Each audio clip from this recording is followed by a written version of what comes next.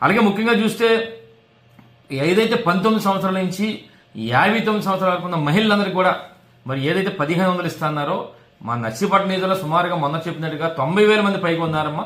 వాళ్ళందరూ కూడా మరి ఎదురు చూస్తున్నారు ఎప్పుడు మరి ప్రతి వచ్చినాలు ఇస్తారా తర్వాత ఇస్తారా 1500 అని చెప్పి 90,000 మంది మరి నర్సీపట్నం నియోజకవర్గంలో ఎదురు చూస్తున్న సందర్భంగా వారందరూ కూడా 1500 రూపాయలు ఇవ్వాలని చెప్పి కోరడం జరుగుతుంది. అలాగే ముఖ్యంగా గ్యాస్ సిలిండర్ కూడా ఉచితంగా 3 ఇస్తున్నారు. సుమారుగా నర్సీపట్నంలో నియోజకవర్గంలో 85,000 పైగా మరి రేషన్ కార్డులు ఉన్నాయి. వాళ్ళందరూ కూడా ఎప్పుడూ ఉచితంగా వస్తాయని చెప్పి వారు కూడా మరి ఎదురు చూస్తున్న సందర్భంగా వారికి కూడా తొందరగా ఇచ్చే కార్యక్రమం చేయాలి.